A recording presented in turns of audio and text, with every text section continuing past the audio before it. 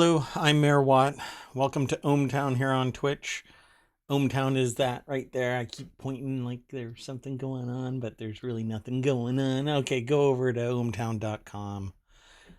That's my community. Not huge. Not much engagement in terms of chatting, but people are going there and consuming all of the news that is getting aggregated from quite a few sources. I only grabbed the headline and a little snippet, and then I talk about 20 articles here on Twitch. Then it gets turned into a YouTube channel, and which is called ohmTown, and a podcast again, ohmTown, and eventually it'll get broken out into its little component parts. Those component parts are the 50 channels that are hidden underneath 6 main categories: create, news, education, entertainment, social, and technology. Boom! Look how easy that was. My goodness. Anyway, please tell a friend. Come and follow over on Twitch or on YouTube and or on the podcast. You can get the podcast from Spotify or from Google Podcasts or from Apple Podcasts, but we're really like kind of everywhere. So just do a search and hopefully you'll find ohmTown. And of course, go to ohmTown.com if you want news, updated constantly across those 6 categories. What I do, though, is I add a little bit of context to it by my particular perspective. I can't tell you really how deep I will go into a topic. I practice this thing called associative thinking. So sometimes we can start talking about Freddie Highmore. I'm just grabbing the first name that I see here on the stream from ohmTown.com, and we could end up talking about Trump or an endangered river and toxic disasters, or we could talk about something funny, like having to hack a Tesla to get Carplay to work. I don't understand this, but anyway, we'll get to it. Here's about 20 articles. I'm actually going to try and speed this up. I have been thinking that maybe people don't want to spend an hour on the news here in the stream because they'd rather be talking about gaming or something like that, or spending more time elsewhere. I don't really know for sure. Nobody's told me. People have told me that they like the show. People have told me that they really like ohmTown for its news aggregation. But nobody's really said yay or nay about an hour-long show. And really, I could probably reduce it, but I would have to end up reducing the number of articles that I talk about, and definitely I'd have to get off of my soapbox a whole lot quicker. Get in, get out, Mayor Watt. You can't sit there and dawdle. But this is my me time as mayor of ohmTown. I am basically just kind of hanging out with y'all, and I would really like you to come over to Twitch and hang out with me longer. I do plan in a couple of weeks to be doing this for about 6 to 8 hours a day. I might break it into 2 different periods, like a morning stream and an evening stream, with me being able to do some work for ohmTown in the middle of the day. But I do put in about 100-hour work week, and it gets tough being mayor. This is an unpaid position, so to speak, a volunteer mayor. So I don't know. I guess ohmTown gets what it pays for. No, just kidding. I totally use ohmTown.com and its aggregation services all day, 24 hours a day. I don't go to bed until about 1 o'clock, 2 o'clock in the morning, and then I get up around 6. If that, sometimes 3 o'clock. I sleep about 2 to 4 hours a night. My doctors tell me that it's probably a mistake to do that, but when you're mayor, you have to work hard. Okay, I am not sure what's going to happen with the stream. It has been a problem off and on for the last couple of weeks, but I'm gonna chalk it up to some weird glitch because my internet, that where ohmTown is stored in as electrons, as resistance on the wire, ohmTown has not had a problem. I have not had a problem getting to where I need to get, and my internet is not failing in any way, shape, or form. Okay, but the ingest server just kind of dumps out, and I've already lost some frames, um, and I don't know why. I really don't know why. So the best that I can do is give it a shot and see what happens. And here it is. It happened again. It seems. Okay. Well, anyway, I am going to have to try and figure this out. Maybe I'll just switch servers that I ingest to. Okay, the first article is over in the Hatch Ideas channel. That is the weekend show that will be once a week, and it'll focus on business, small business in particular, entrepreneurship, with kind of a little, a, a dab, a dash, a smattering, a smidge, a pinch of intellectual property and strategic management therein, not just talking about business per se, but trying to help business if you are a small business. Now, let me qualify that as in that I don't really practice what I preach, mainly because I've done that. I've been there, and I am doing this more as a lifestyle than trying to be a mega corporation. And I've been in this situation, so I've kind of wanted to relax and hang out and chat about business and not be stressed by it. So that said, Hatch Ideas is a show that I plan to bring onto the weekends and do it Saturday and Sunday. Pretty much the same show, Saturday and Sunday, but once a week. It won't be a daily show. Okay, so like on Sunday, it'll be a replay, and then I will stream something else on Sunday. At any rate, here's the deal. The first article is in the Hatch Ideas channel, aggregated from CNBC. Microsoft launches cybersecurity services to help clients fight off ransomware and other attacks. Microsoft is introducing services to help companies fend off cybersecurity threats at a time when the market faces a severe talent shortage. Okay, I have a problem with this in that this is kind of like the inventor of the cure, also the cause of the illness. So cybersecurity is primarily an operating system issue, and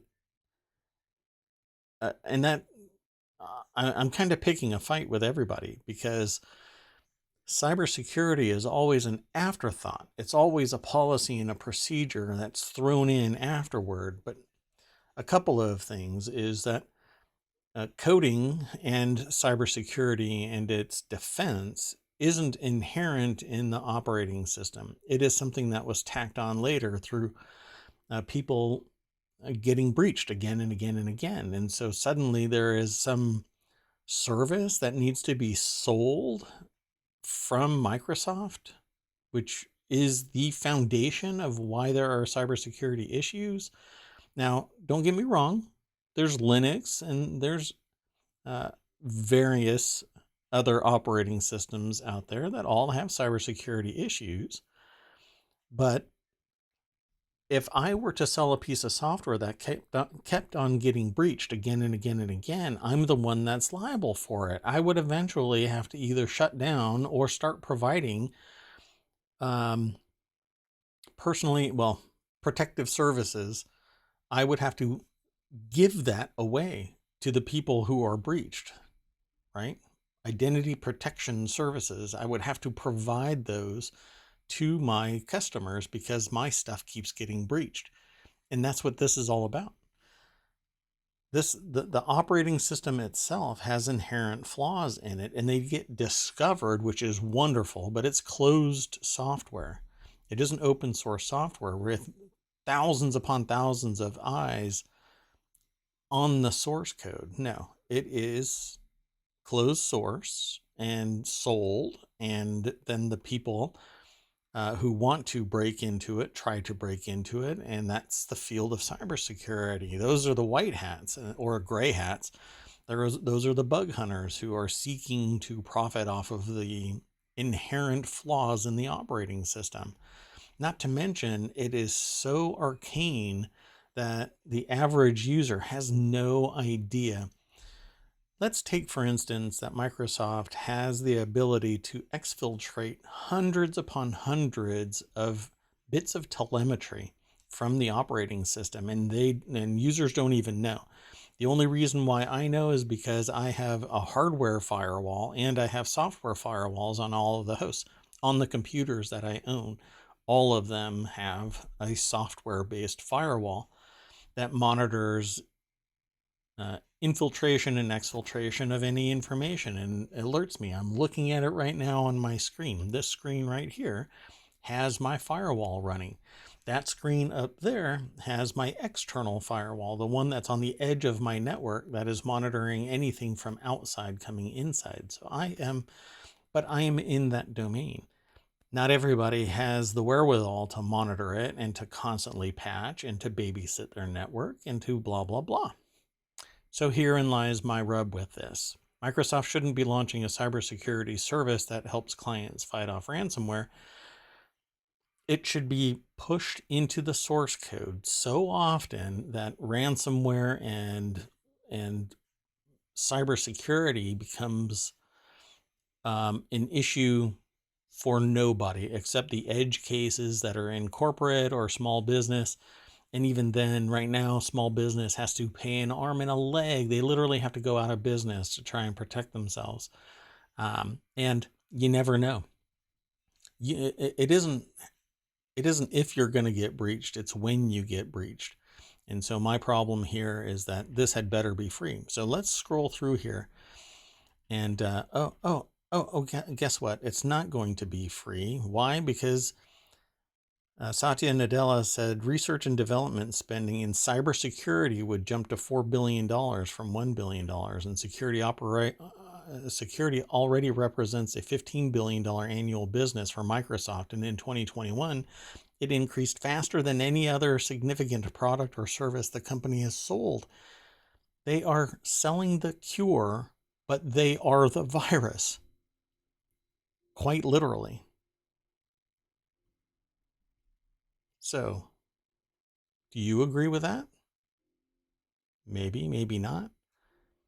But with every single feature, every single allowance of beep and whistle, it punches a little hole into the fabric of the security of the operating system. That is one of the reasons why Apple locks down everything so much and doesn't give all of the variability, because the only way really you're not going to easily get into any operating system offered by Apple until you get directly in contact with the operating system, with the hardware. You won't be able to get into it easily from an external source. But Microsoft, you could be running, and then because you add on additional software, and the interaction between the operating system and the software is so expansive that it's a sieve, and all it takes is one of the millions of people that are out there trying to hack into a computer. It just takes one of them, and you have millions of people, like I said, doing the attacks, and it just takes one. Whereas a cybersecurity professional is one person defending against all of them, and you're never 100%. This should be a value-added free service from Microsoft to lock down, and it should be so cut and dry that anybody can lock down their local systems and stop the exfiltration of data. but it's not in Microsoft's best interests, because the more it locks down, the less telemetry can be exfiltrated. And there was a German research organization that found something like 450 or close to 500 telemetry data points that are regularly exfiltrated to Microsoft. So this article is over at CNBC, and it's written by Jordan Novitt. And I'm just going to continue on. Like I said, my soapbox has to get smaller because I am moving really fast, and I still am going over an hour and taking up a ton of your time. And I don't edit the stream. I don't edit. The first time that I read this article is the time that I see it here on the stream, and then I turn it into a podcast and a YouTube channel. So you can get it over there, and it's the exact same thing as I'm saying here on the stream. The next article is over in Hatch Ideas again. This is a Rivian stock plummets as Ford plans to offload 8 million shares of the EV startup. So Ford is a U.S. company. Rivian is a U.S. company. Rivian has been kind of imploding over the last year. They are down close to $120 from their peak. I closed all of my windows for the stream to minimize what might be going on with my stream collapsing, but the last I saw is they were around $30 or so, and they had collapsed yesterday when Ford sold off 8 million shares, but they were already trending down for the last 52 weeks. They're way off their game. Year over year, I think they're something like I think their 52-week high is $150, and they're at 25 or something like that.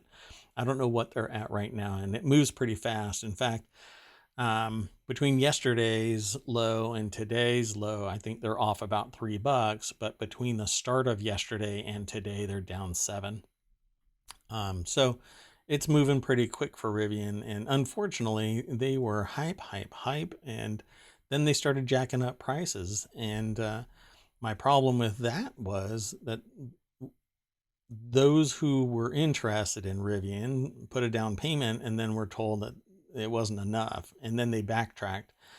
And it's all because of external forces, environmental forces. But if you set a price, then you had better have been preparing for that runway, because then you're changing a contract, and that breach of contract, even if you write in it somewhere, oh, the price is going to change, all it's going to do for you to change the terms, even though you say that there could be a change in the terms, and I don't even know.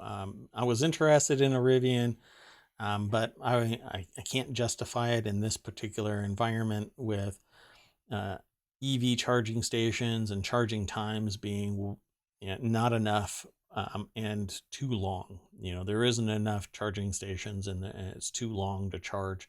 I think the industry needs to fundamentally change the way that power is provided, and move away from having to sit and plug a cable in.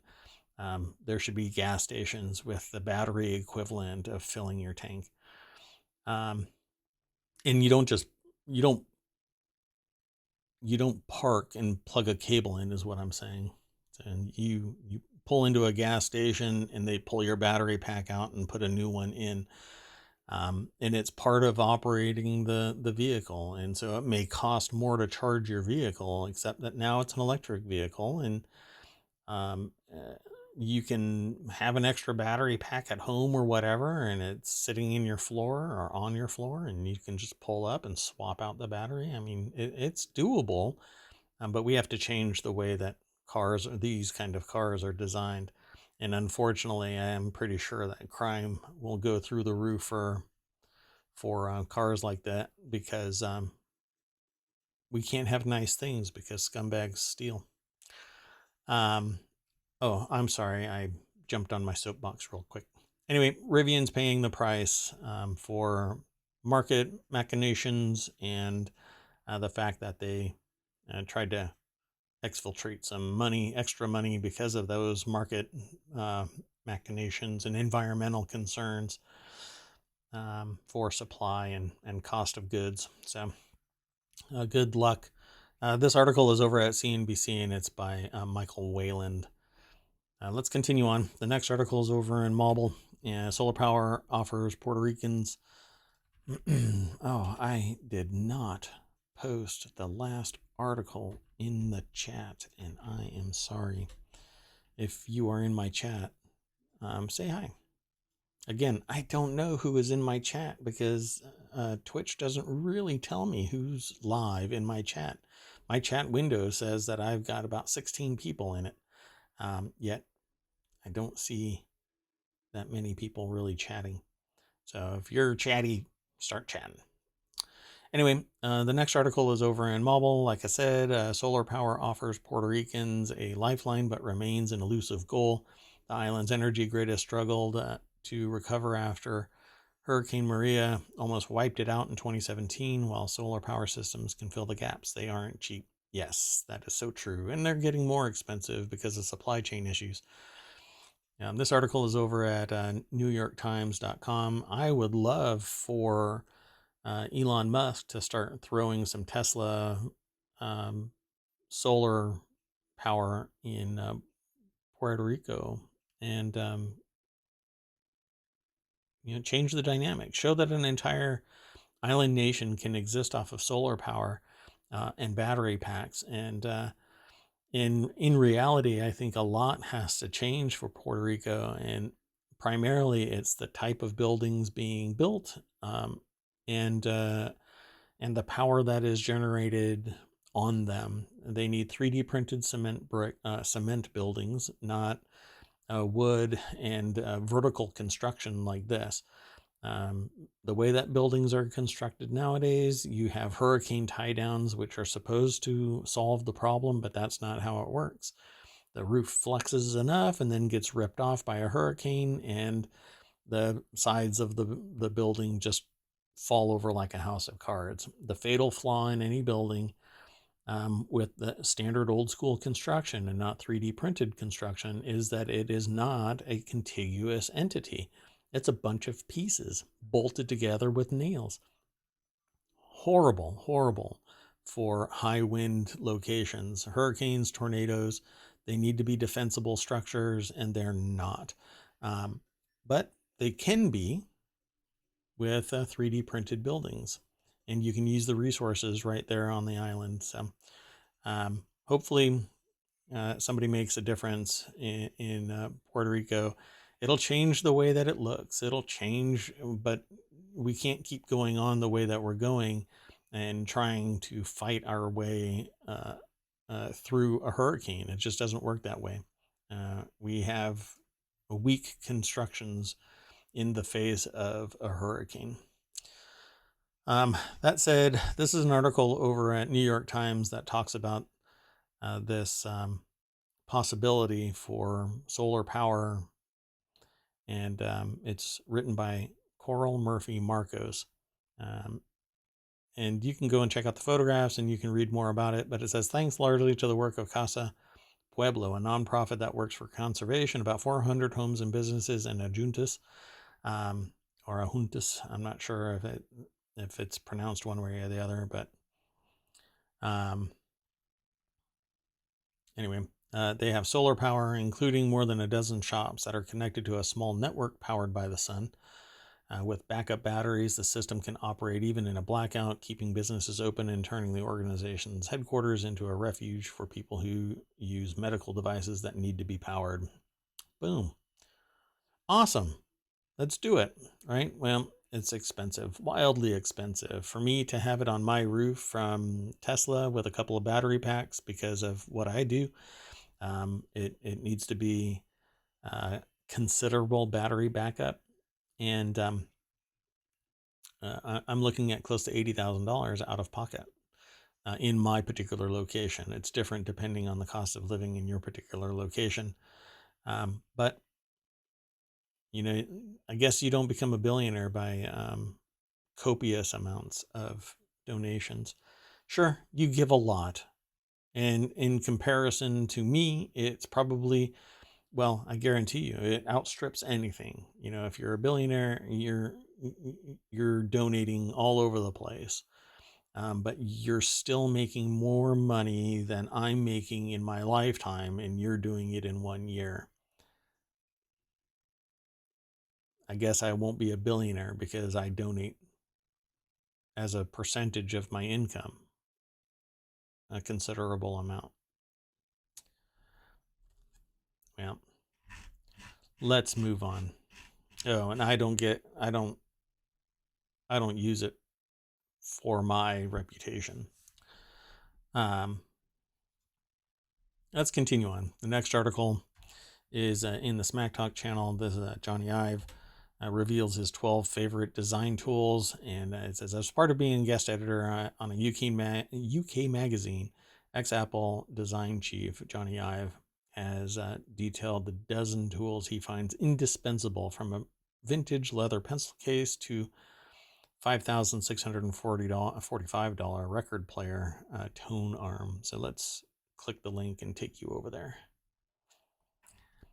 This is an article over at appleinsider.com from William Gallagher, and I won't go through all of it, but so a torque wrench from Snap-on, Lin Titanium Ecos SE tone arm, which is probably the most expensive thing on this list. It is. A ship's clock and weather station. These are what? Okay, I'm struggling. Graf von Faber-Castell platinum plated eraser for $100 from Jackson Art. Montgrappa vintage fountain pen, vintage brass folding loop. All right.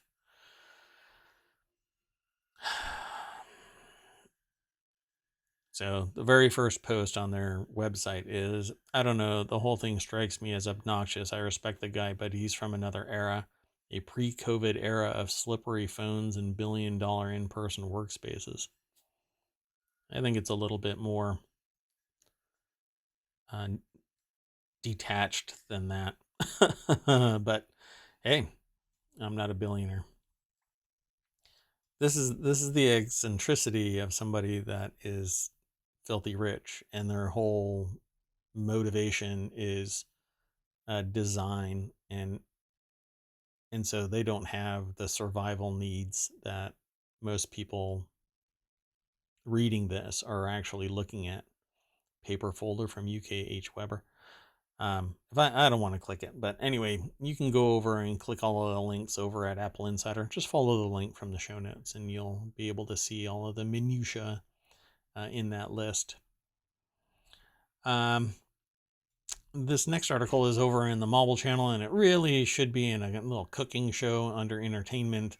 I haven't built a cooking show yet that I'm interested in launching, but here's an easy chili mac recipe, and it's on the stream, but I encourage you to go over to vice.com, click the link, and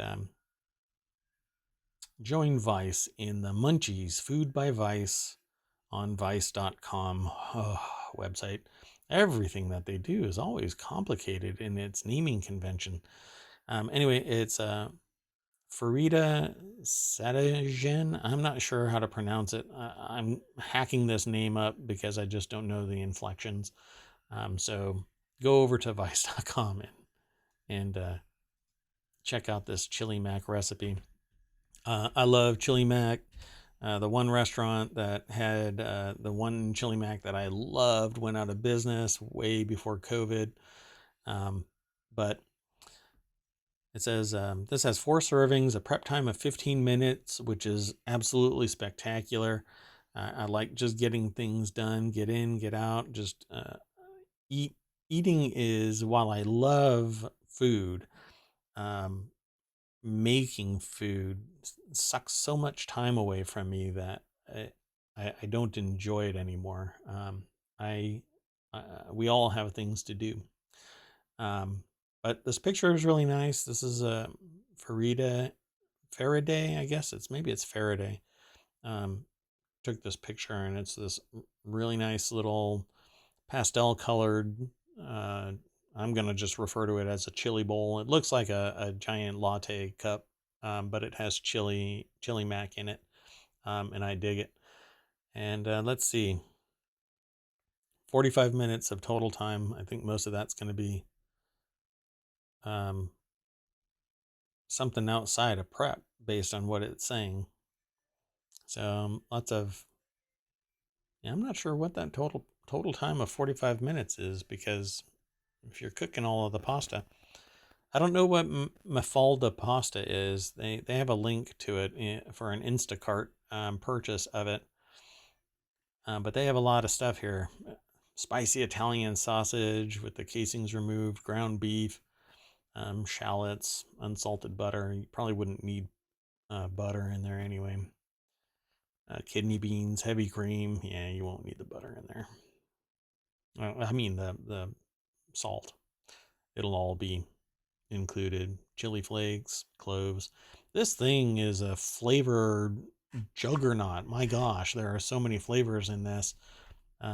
You won't have a flavorless spoon and 3/4 of a cup of beer. Huh. Anyway, go check it out. Easy chili mac recipe over at vice.com. So I'm going to continue on. The next article is about an AirTag over in Smack Talk. AirTag helps recover $7,000 in stolen camera gear. Let's throw that link in chat. Apple's AirTag has helped recover photography equipment and other items valued at $7,000 by helping a man on vacation in Australia track his stolen possessions. A photographer's worst nightmare is to discover that their kit had been stolen and otherwise gone missing. In the case of one Sydney resident's sudden loss of hardware, there's a happy ending to it. So let's click the link. It takes us over to Apple Insider. Malcolm Owen is the author of this article, and talks about Graham Tate was on holiday in South Australia in early May, but while at a hotel, the theft of his items took place. Goods including a notebook, Sony camera, a wallet, a GoPro, and other gear valued at Australian $10,000 or US $7,000 was pilfered from the break-in. That had to be an insider. My car. Oh no, I'm sorry. They made it sound like it was from the hotel, but it wasn't. It was my car was broken into whilst we were traveling in the Flinders Ranges last night, and they took a laptop bag and camera, both of which had AirTags fitted. And off to the races you go, because this thing can track you right up until you are standing up. So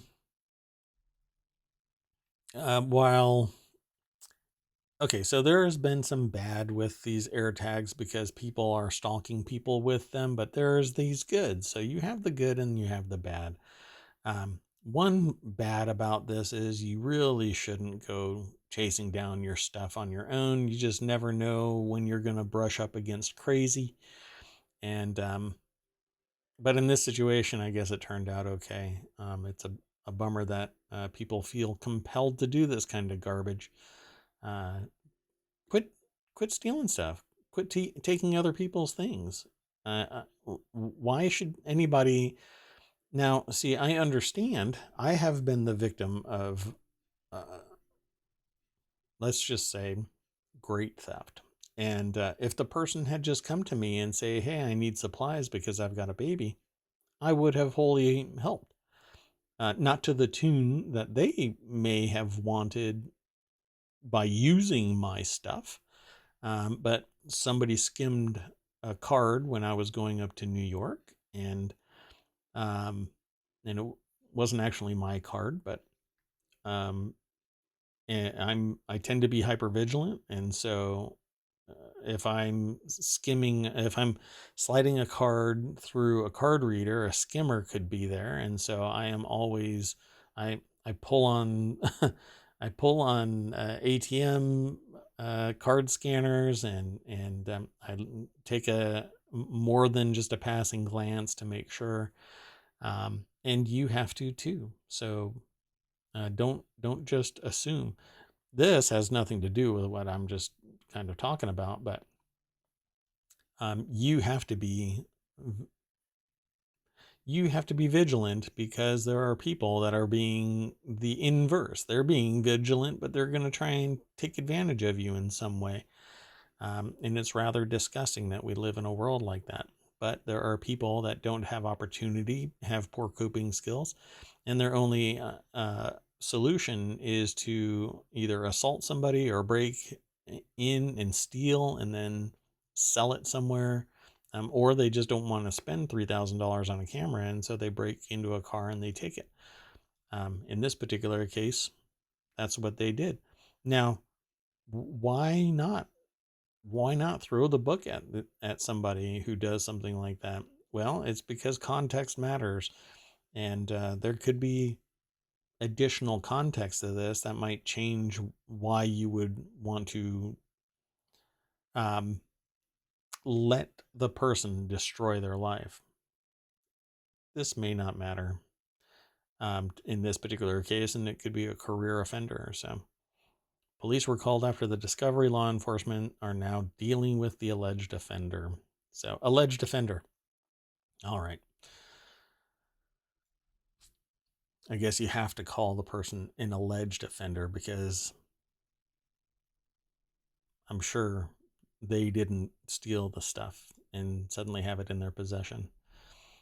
So the next article is over in Warcrafters. It's about Skyrim. There was a time back in the early 2000s where I felt like I spent a good chunk of my gaming time sticking my face into oversized keyholes and snooping on whatever was on the other side. In stealth-focused games like Hitman and Splinter Cell, there was something wonderfully clandestine about monitoring my enemies' patrols or eavesdropping on conversations on the other side. Well, now you can do that with a mod called Take a Peek by J Serpa in Skyrim.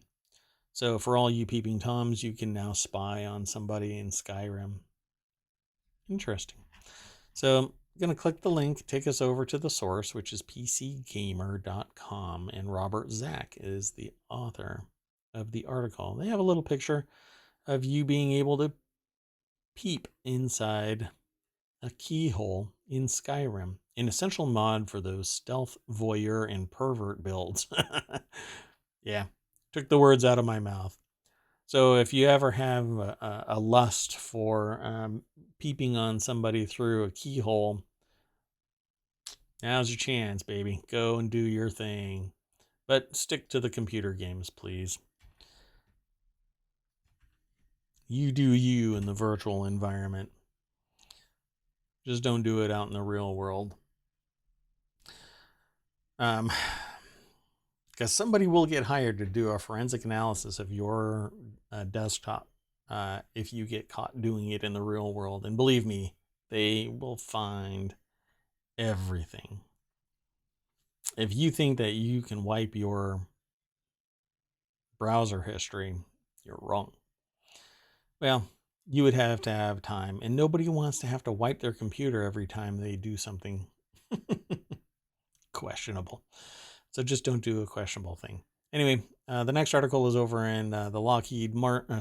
It's over in the Hatch Ideas channel. It's about business. Lockheed Martin is doubling a production of Javelin anti-tank missiles, which have proved devastating against Russian armor in Ukraine, to $4,000 a year. So the U.S. has sent at least 5,000 Javelin missiles to Ukraine. Lockheed Martin will nearly double production of Javelin missiles to 4,000 a year. Wow, I'm surprised it's so little. The defense firm currently makes 2,100 a year. Said James Takelet, I guess, told CBS's Face the Nation. The anti-tank missiles have proved highly effective at destroying Russian armor. Yeah, it kind of pops their top off. I'm saying it kind of cavalier because there are people dying in the process, but I guess you shouldn't invade a country. Let's click the link. It'll take us over to Business Insider, and Stephen Jones is the author of this article. And let's see here. I don't know how many the U.S. has stored, but giving 5,000 to Ukraine is probably a drop in the bucket.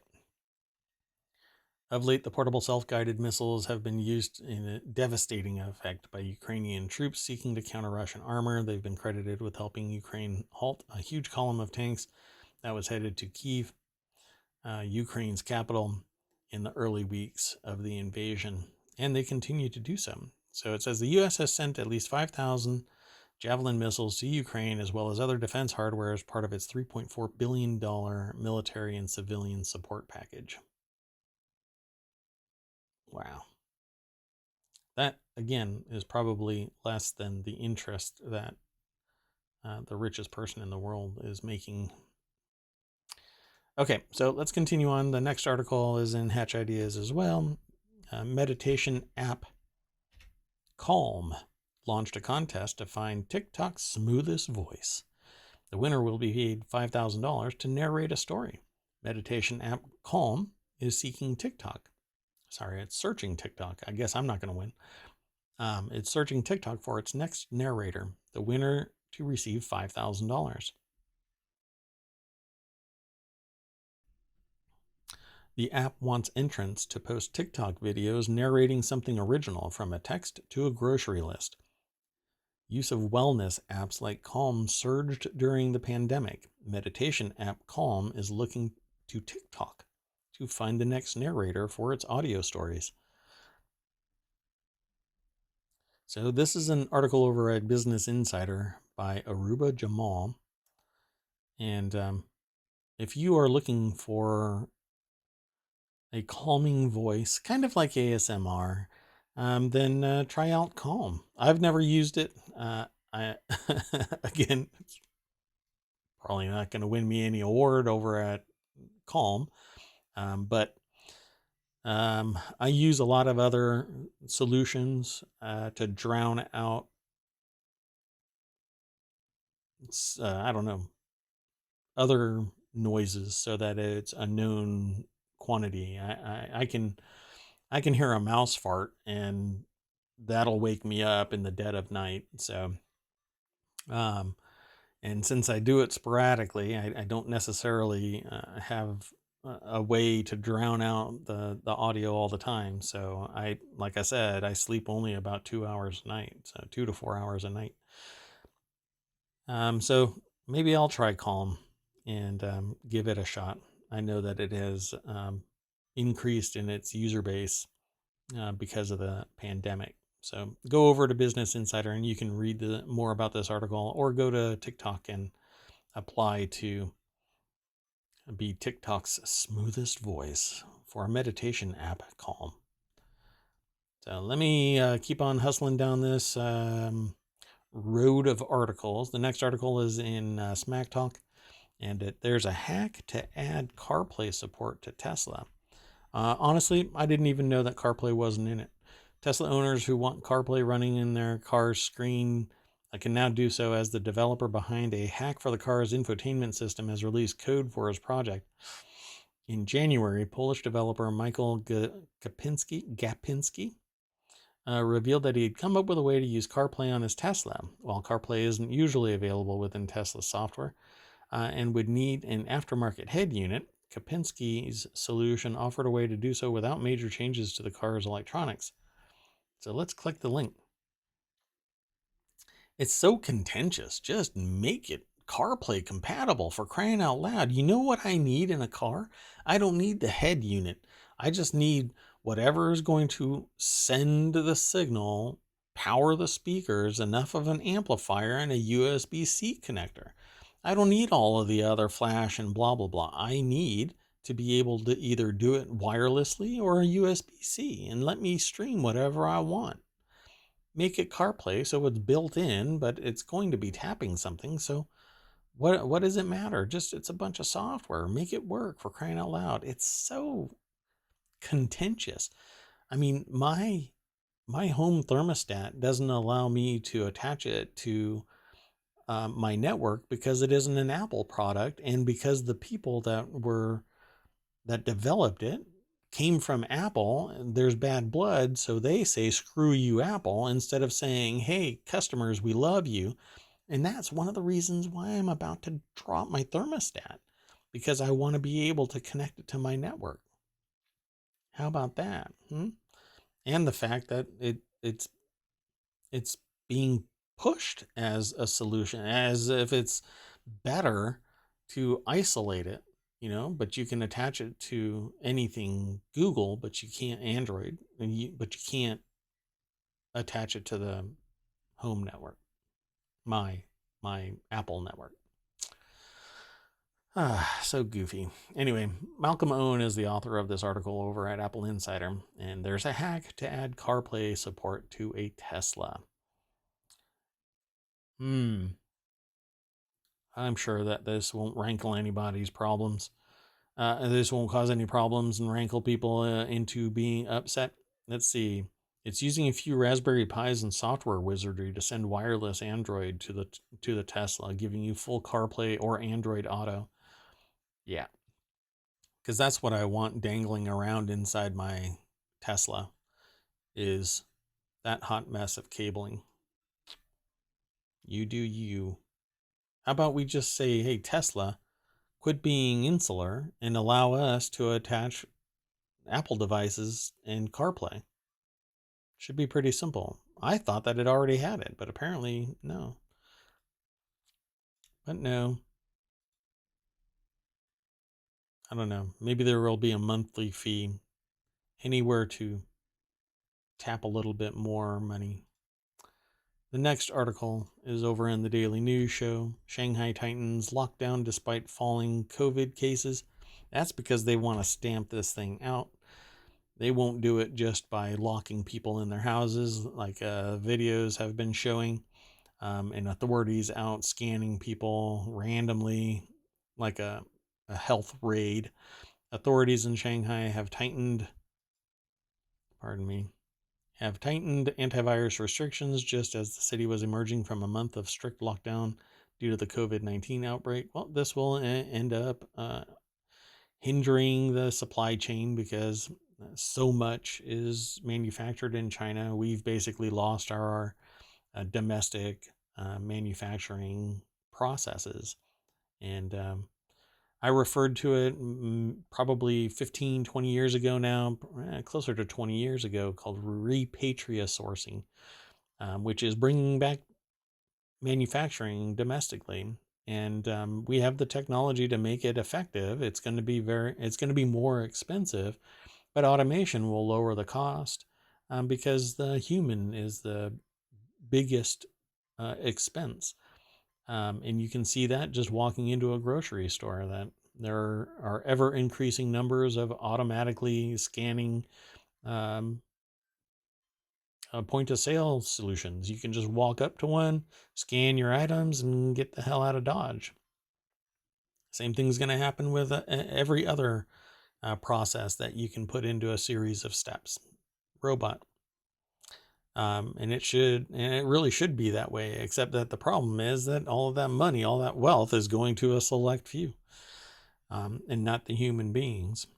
But, humans have their own ideas about things. So it says, we're unprepared, said Zhang Chen, a researcher with a technology company. I packed my luggage thinking it would be my turn next to be taken to a quarantine facility. Can you imagine the outrage in the United States?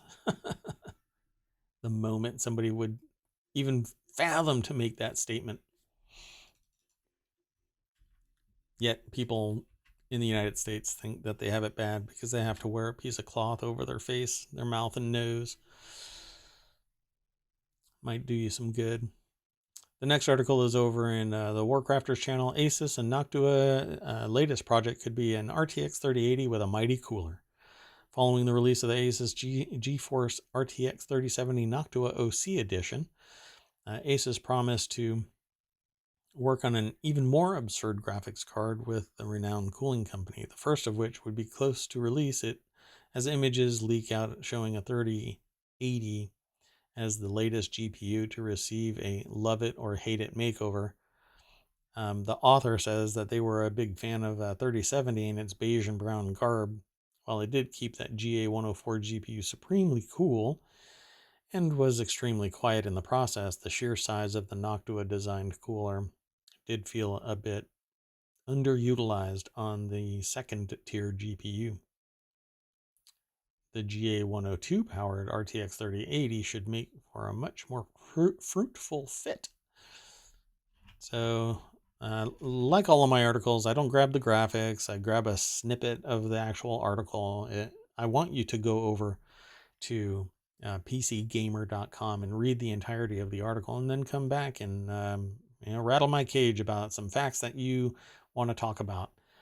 This is an article over at PCGamer.com by Jacob Ridley, and I'm all about water cooling. I'm going to pause this video, and I think that there should be more water coolers on various components to knock down that sound. If you can keep a slow moving fan, keeping the liquid cool because it goes through radiators, I'm all for it, because I just don't want loud noises. Loud noises! Sorry. So go over to PC Gamer and read this article about Asus and Noctua's latest project could be an RTX 3080. Noctua's fans are just supremely quiet. I replace all of my fans regardless when it's store-bought. I don't build my machines anymore. I actually buy them from iBuyPower, but I haven't in a supremely long time. I'm still running an 8700K, I think it is. Yeah, so I'm 4 generations out, at least 4 generations out. Let's go on to the next article. In a bit of bad news for everybody who wants a reasonably priced RTX 3080 Ti. And yes, it is Ti. Apparently, I always thought that it's Ti, but it's actually Ti. It's taken a full year, but NVIDIA's light hash rate LHR GPU tech has finally been bypassed. So that's enough of this article. Might as well just take you over to the source, PCGamer.com again. Katie Wickens is the author of it. After a year of teetering, NiceHash has finally made life easier for cryptocurrency miners, at least some of them. If you've got a particular model, I suppose, the light hash rate GPU tech was breached. And I wouldn't be surprised if NVIDIA doesn't file a lawsuit for circumventing the protections, just to pull the hackers into a courtroom. I would not be surprised by that. Let's see. Earlier this year, Lapsus hackers even threatened to publish an LHR bypass if NVIDIA didn't comply with their terms, but since the apparent bunch of teens behind the hacking group appear to have been arrested, it looks like they didn't get the chance. Either way, the rearing of such a hack could mean unhealthy things for gamers still waiting for their chance to grab a current-gen GPU. Even in the face of increased GPU stock levels and the potential for pricing to balance out, this limiter is likely to reforge cryptocurrency miners' interest in NVIDIA 30 series cards. Yep, that's exactly what I just said. So I could almost write these articles.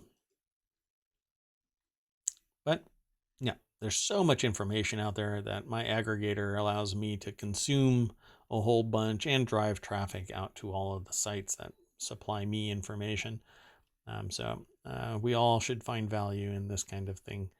The next article is in the Hatch Ideas channel. In order for high-strength steel sparks speculation about China building a bigger, faster naval frigate. In order for super high-strength structural steel has raised speculation that China is about to build a bigger, faster frigate. On social media, military commentators say the new warship might be like a mini destroyer, better suited for combat on the high sea. I would say high seas. This article is over at Business Insider, and Minnie Chan, South China Morning Post, wrote this article, and has a picture of the Chinese naval Type 053H3 frigate. Mianyang approaches Sydney Harbor on September 20th, 2010. I'm sure everybody felt really calm about that. Well, we will see what comes of this. Um, I'm not surprised, frankly, with the number of breaches that are military and um, government contractor related. Uh, I'm sure the mill of that steel is identical to something that was researched and developed domestically. Um, not to say that they can't develop their own, but it's a whole lot cheaper to spend a couple $1 million paying somebody to breach a contractor than it is, even if it is a more hands-on type of hack. Um, send somebody to go meet them in a bar and bug their house while they're doing it and exfiltrate the data and typical spy versus spy stuff. But when a contractor gets breached and suddenly there's a clone aircraft, watercraft isn't that far off from being a part of it. So, at any rate, let's see what happens. I'm sure we will read more about this as time continues on. And with that in mind, I am going to go back to the front page. I got an alert about the site recently, and because of my processes, it sometimes acts a little wonky. So if you ran into an error, let me know. I do get logs and I do monitor certain things. But yeah, anyway. So I just refreshed the page. It refreshed really fast, and now there's a whole bunch of new articles there on the front page. This happens all the time, 24 hours a day, 7 days a week. It aggregates news, little headlines, and snippets of text so that you can be better informed from a single unitary place instead of having to hunt around the world for from various websites. That's what keeps me informed, and then I go over just like this to each one of these sources to get the full picture of what is being written in these headlines. That's what I'm asking you to do too. And then come back the next day and talk to me about what happened then and get caught up in the last 24 hours here at ohmTown Daily News Show. I'll see you tomorrow, and thank you for hanging out in chat if you're in chat. Thanks for stopping by the YouTube channel and watching over there. Like and subscribe over there. Download the podcast. Let me know how that works for you.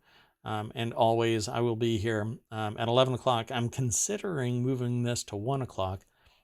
So basically, people get to spend some lunch here, and we'll go from there. And I choose 1 o'clock for no real reason other than it's just around lunchtime. Not for anybody in particular. So just here on the East Coast. So anyway, enough of that. Thank you very much for coming. I'll see you tomorrow. Bye-bye.